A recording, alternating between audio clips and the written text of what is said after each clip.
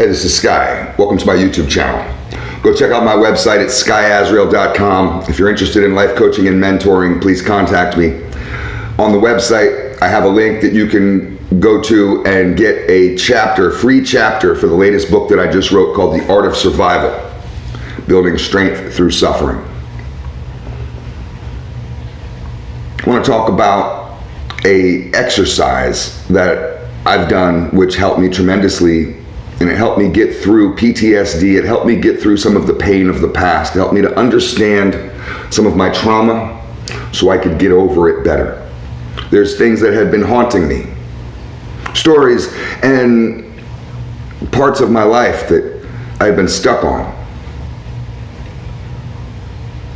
I wrote an autobiography, wrote my life, the story of my life from beginning to end. I did this about 4 years ago. It was long, over 100,000 words, way too long for a book. I poured everything into it. I didn't hold anything back. I snitched myself out on every page. I never intended to release the book to anybody. It was really just an exercise.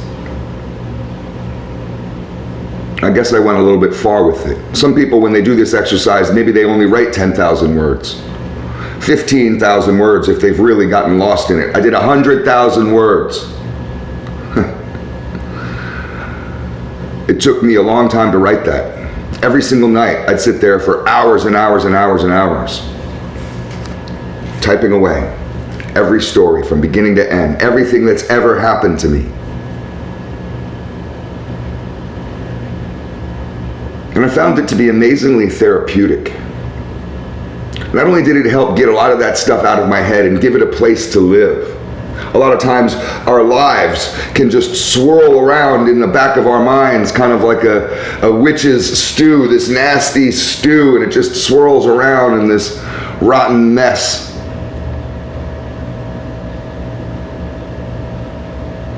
And it's good to release all that, to get it out of there, clean out your fucking head. This was one way to do it. Write your autobiography. It's a good practice. I suggest other people who are interested in getting over the past. Not everybody is interested in getting over the past. A lot of people have become comfortable with their weakness, and they defend their weakness. They don't want to be stronger. They don't want you to help them to be stronger. And some of you listening to this, you're rolling your eyes. Just wait for the next story about gang stuff. This isn't for you. You're not strong enough for this. Some people are strong enough for a practice like this, and that's why I'm turning it on to you. It really helped me in profound ways. You want to get over the past? You want to change who you are into a better person? This will do it.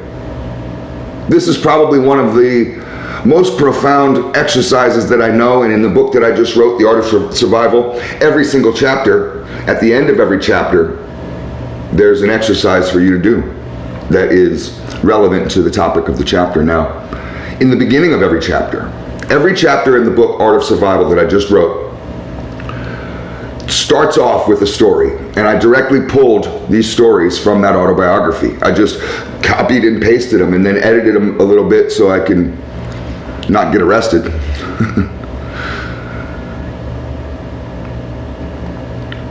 But I offer a lot of my life story, stuff that I haven't really talked about in the videos, in the beginning of each chapter in order to start each chapter off. But I think that this practice is valuable because it helps you understand yourself. It helps you understand what happened to you. It helps you understand the traumas and the experiences that you're stuck on. And that's the only way you get past them, is to understand them. It helps you understand them because, one, you write them. And write your autobiography like I did, without holding anything back. Don't write it for others to read. Write this for yourself as a practice. And you can see, at least I did, the silliness in some of my past where maybe some of these scenarios had felt so serious to me. But looking at it from the reader's point of view, when I read back over what I wrote, because when you write it, you're the experiencer. When you read it, you're the observer. I'm just reading this. And I would find myself writing something with tears in my eyes, and then going back to reading it and just kind of be giggling about it and like, man, that ain't really nothing. I've been whining about that for 25 years. That's not really that big of a deal. That's the realization I needed to have. And I didn't get that in therapy. I didn't get that when I paid for psychiatrists and went twice a week for 7 years. I got it with writing this autobiography. And it helps you understand, put things in context. Some of the things were as serious as, not everything was silly. Some things were shockingly serious. But even those, it helped me to get rid of the guilt and the blame. Guilt and blame will kill you.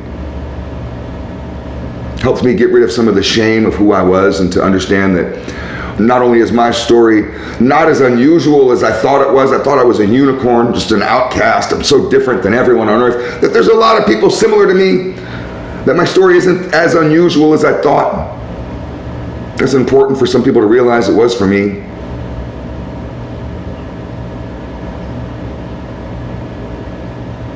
I was able to forgive my mother, which was hard for me to do. I held a grudge against her for a long time. I was able to forgive my father after writing my autobiography. And truly forgive him. Not for being a fucked up father. I forgave him for that already. And that's a practice that you want to be able to get into if you haven't done that. If you haven't forgiven your parents for being fucked up, you need to forgive them. And if you don't understand why, I have another video about this, and there's a lot online about this. Jordan Peterson talks about this, and most all classic psychiatrists and psychologists or Freudian types, they talk about this. But writing my autobiography helped me to see my father just as a regular person. He was just some guy that shacked up with my mom and had a kid. That kind of realization helped me understand who he was. Writing about him helped me understand who he was. Some of the betrayals, some of the things that happened to me along the way that really scarred me up, I was able to forgive that, move on from it, not put it as such a heavy weight on my past, which was towing me back, holding me back, dragging me back. I was able to cut those cords. There's like these cords. I have another video where I talk about the blue room technique. I also talk about this in my book, and that's literally cutting the cords to the past, like you're cutting a rope. And it's a visualization practice that you can do to get rid of attachment to others, attachment to experiences. But this writing process will help you get there also.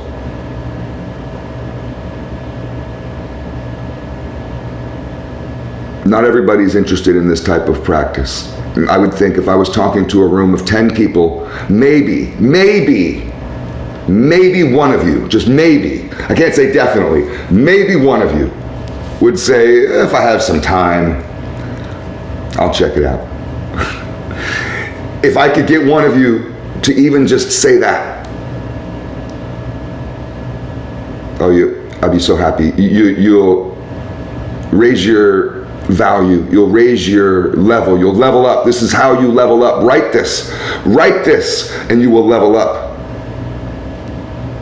This will change your life.